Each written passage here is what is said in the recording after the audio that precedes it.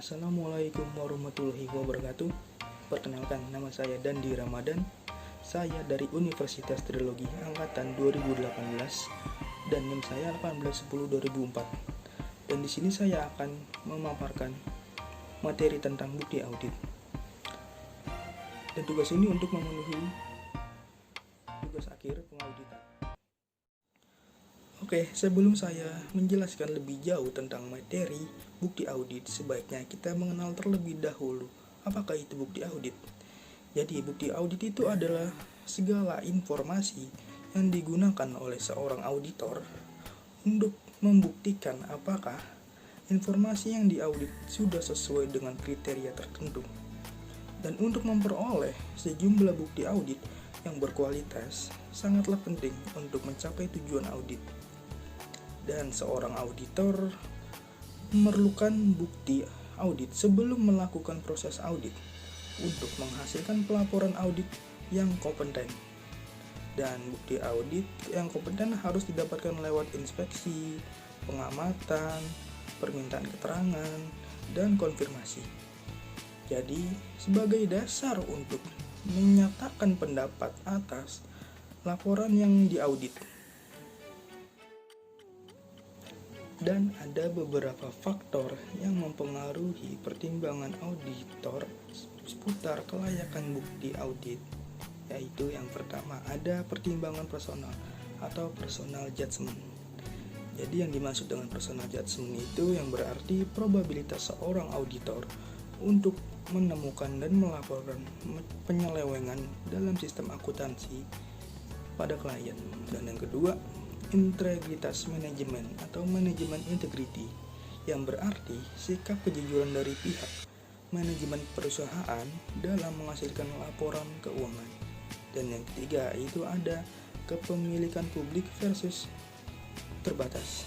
Jadi yang dimaksud itu adalah yang berarti suatu jenis perusahaan apakah termasuk jenis perusahaan yang terbuka atau yang perusahaan yang terbatas. Dan yang keempat, yang terakhir itu ada kondisi keuangan.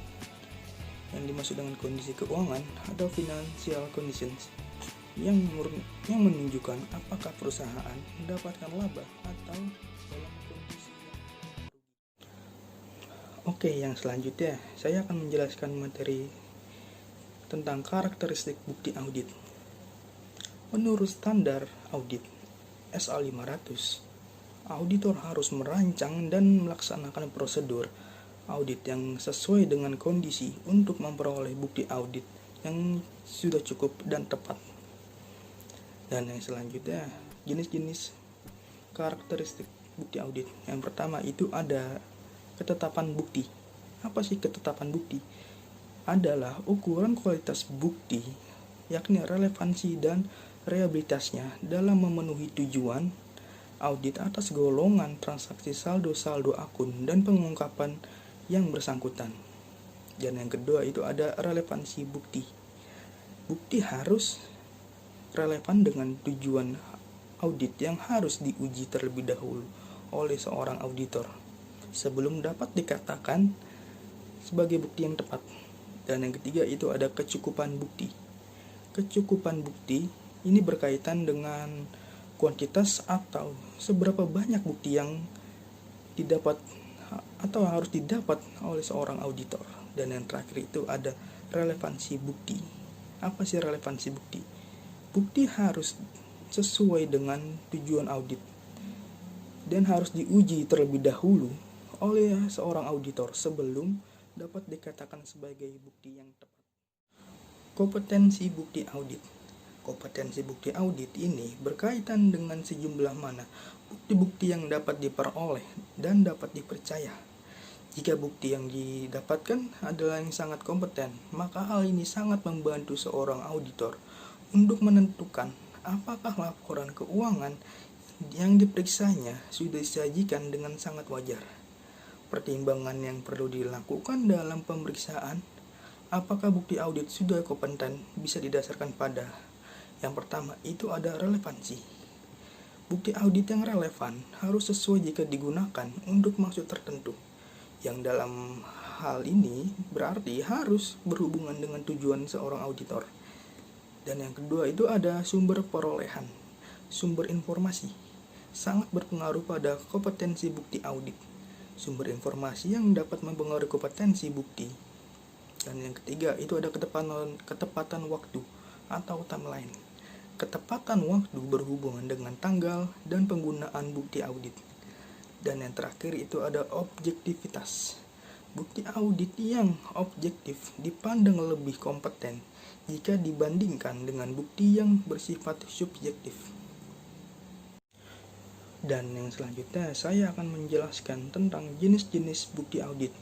Jenis-jenis bukti audit itu kurang lebih ada 8 buah. Yang pertama itu ada pemeriksaan fisik, konfirmasi, dokumentasi, analisis prosedur, wawancara dengan klien, rekalkulasi, performance, dan terakhir ada observation. Dan di sini saya akan menjelaskan satu persatu. Yang pertama, pemeriksaan fisik. Auditor harus melakukan perhitungan fisik dari aktiva yang berwujud. Biasanya aktiva yang dihitung dengan perhitungan langsung seperti ini adalah kas dan inventory. Dan yang kedua, konfirmasi. Jadi auditor melakukan pengecekan kepada pihak luar tentang informasi perusahaan. Misalnya, auditor ingin mengetahui jumlah kas perusahaan yang ada di bank. Jadi, auditor meminta kepada bank untuk mengirimkan rekening koran kepadanya. Hal ini dilakukan agar data yang diterima oleh auditor benar-benar merupakan data yang terpercaya. Dan yang ketiga, dokumentasi. Yang dimaksud dengan dokumentasi itu adalah inspeksi auditor atas dokumen-dokumen yang dari klien. Jadi dokumen itu terbagi menjadi dua, ada dokumen internal dan dokumen eksternal. Dan yang keempat ada analisis prosedur. Analisis prosedur ini mencakup memahami industri dan bisnis yang dilakukan oleh klien dan menilai kemampuan entitas untuk melaksanakan konsep going concern. Jadi mengindikasikan adanya kemungkinan misstatement di dalam laporan keuangan dan mengurangi tes audit yang detail. Dan yang kelima ada wawancara dengan klien. Jadi auditor mendapatkan informasi tertulis atau informasi oral dari klien. Ya misalnya bertanya kepada klien. Dan yang keenam ada rekalkulasi. Rekalkulasi itu adalah memeriksa kembali sampel perhitungan yang dibuat oleh klien. Dan yang ketujuh ada performance. Performance itu adalah tes independen yang dilakukan auditor dari prosedur akuntansi klien atau mengontrol bahwa itu benar-benar telah diselesaikan.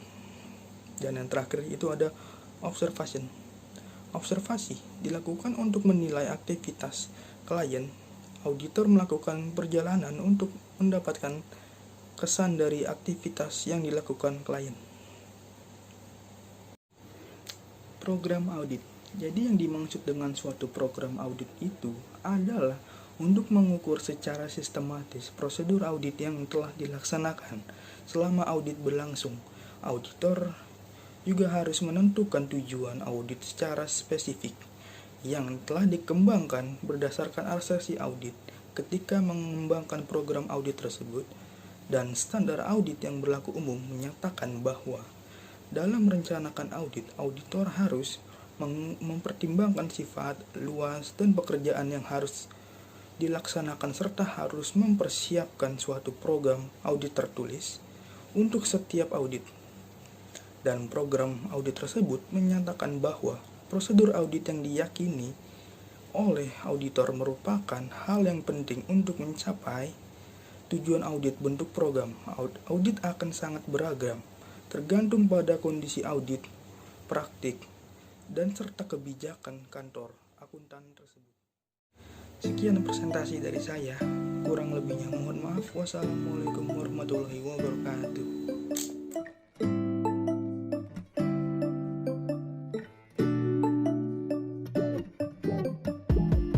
When I wake up, I feel cozy, yeah.